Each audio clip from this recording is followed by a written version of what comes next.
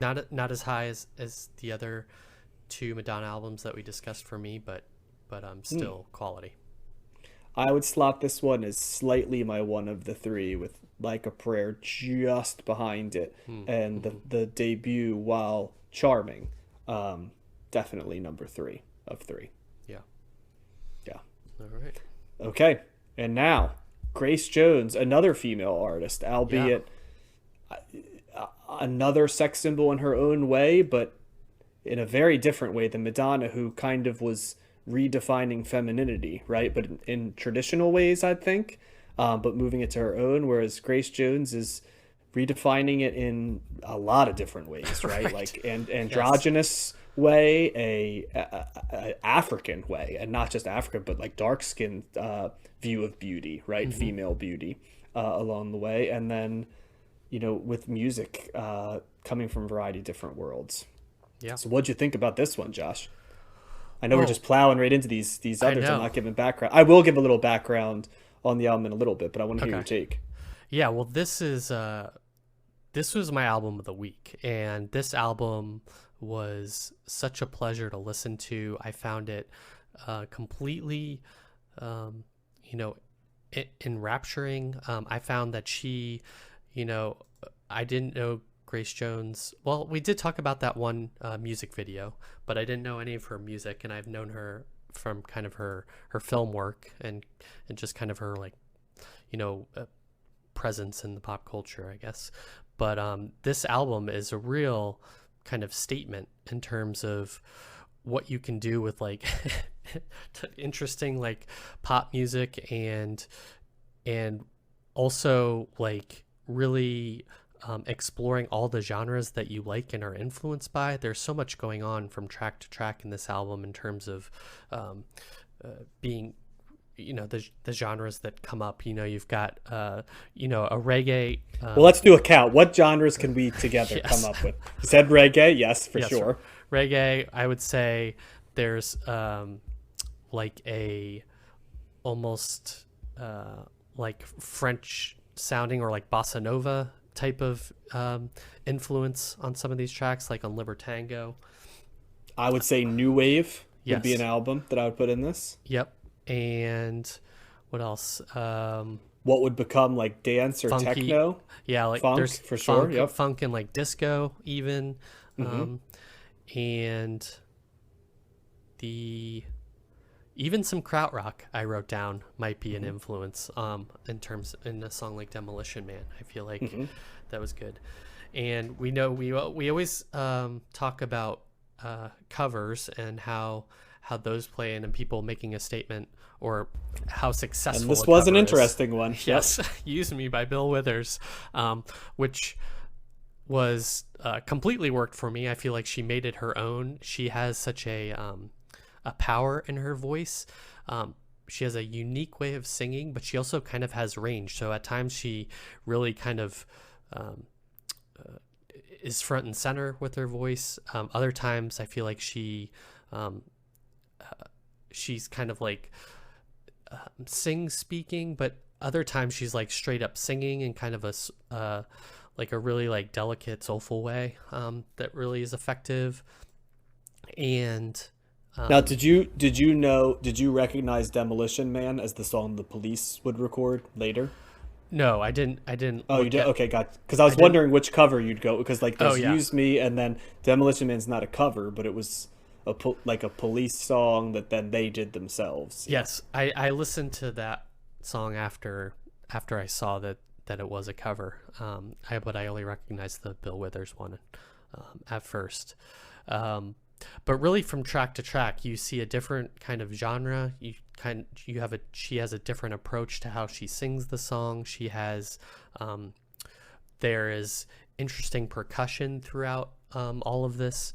Um, all of these tracks, it's kind of populated and punctuated by different things that come in and out of the tracks. Um, some a the This song is a great album to listen to on headphones. I would say, right from the jump and Walking in the Rain, it kind of slowly builds and plays in both ears in different ways, and it has a mysterious kind of feel to it.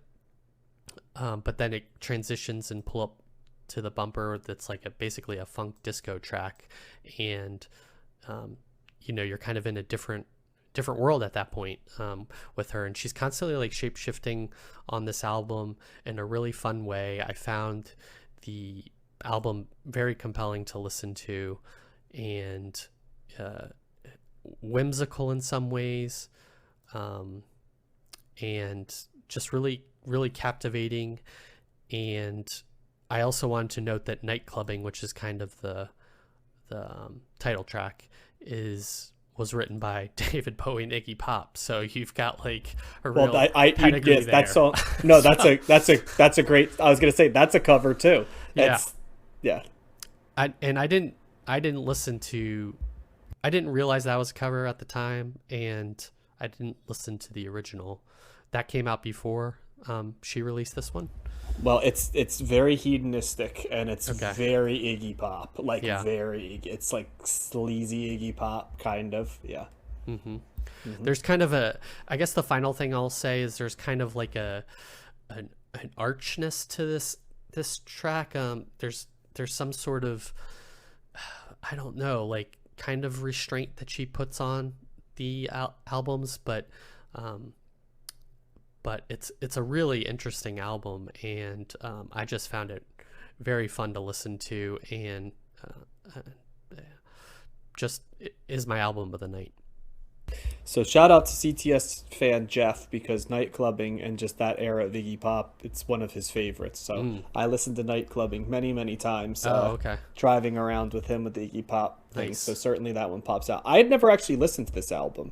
I was struck immediately. I don't know if I'm quite as high on it as you are, but I am high on it in terms of its value, in terms of understanding things. Because if you take this androgynous persona, right, and you mix the way she sounds and the sounds on this album, more than almost any album we've covered in the 80s, I'd go so far as to say, could be like placed in the marketplace now and sell jillions of albums. Because kind of what this is doing, like taking someone who's sort of androgynous and multicultural, right, and having them take a whole bunch of sounds that kind of come across as a vibe or shifting vibes, is what pop music is now. And I mean, we could go, there's so many people I could list in the last 10 years, female, right, that took in like clear, like St. Vincent, right, Grimes, there's FKA Twigs, right, is another person I thought of when I was listening to this. Those are all people that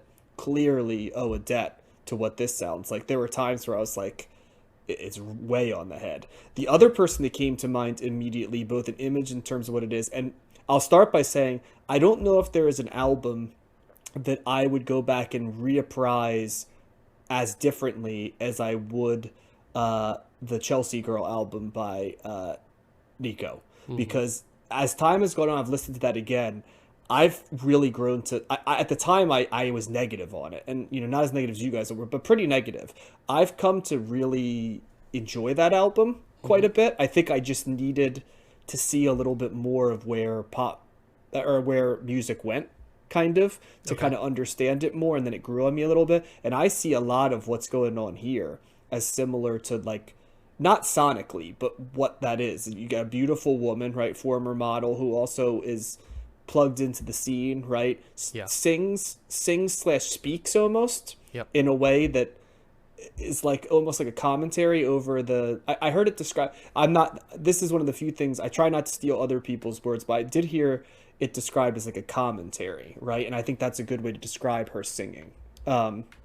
Because you've got all these like Pull Up to the Bumper is a good example. Like it's this like reggae and disco song, right? With it's a butt song, really. At the end of the day, it's about singing close to... It's like basically what like Too Close by Next is about, but like with like a female basically singing, pull that thing up to this bumper, you know what I mean? Which it kind of... But it fits because it's designed to be listened to in a dance club, and it almost like designed to be listened to in like a Studio 54 type dance, like a hedonistic one, right?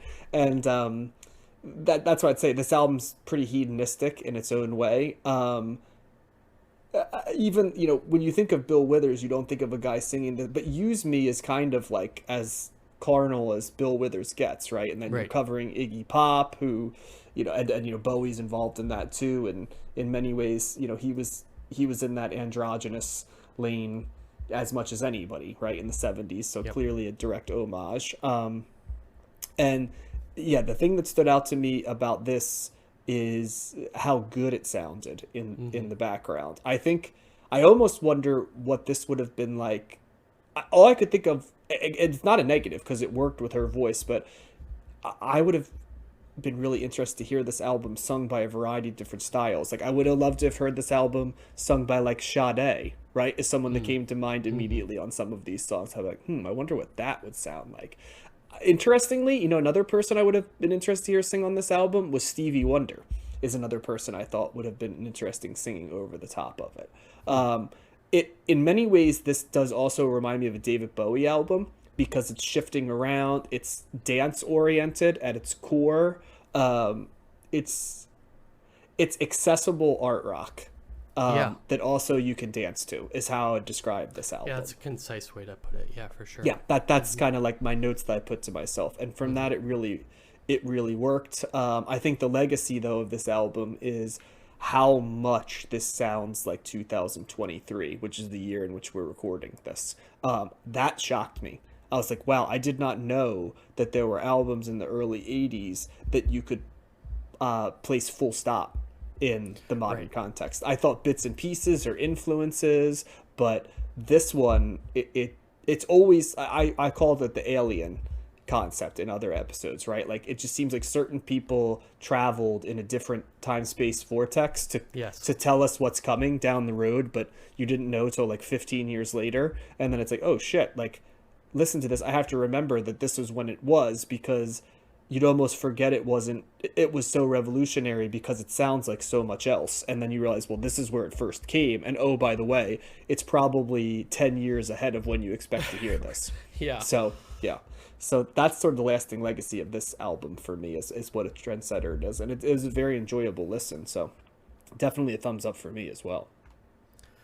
Yeah, I just yeah, can't emphasize enough how I didn't make that connection necessarily to the pop music of today, but it definitely feels sounds ahead of its time, especially for 81, and is almost like you said, we didn't talk too much about kind of the new waveness of this, but that's definitely here, and almost kind of, yeah, I think you put it perfectly. Ultimately, it's like an art, like a fun art rock album, like that's Oh, danceable.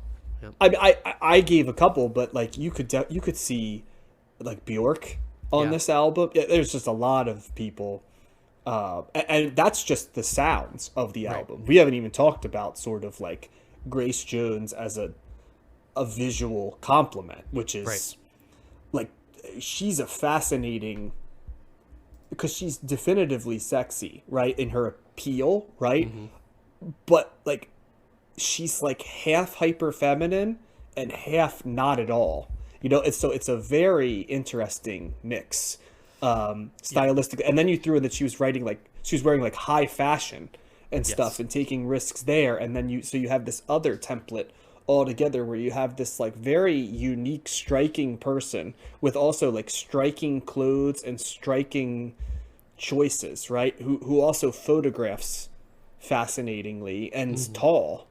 Yes. So Yeah, she has yeah, a very like kind of angular face, I would say, and body in some ways.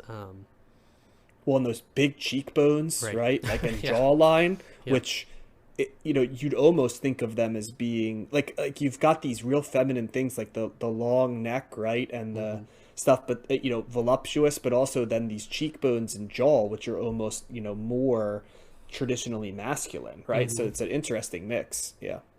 Yeah.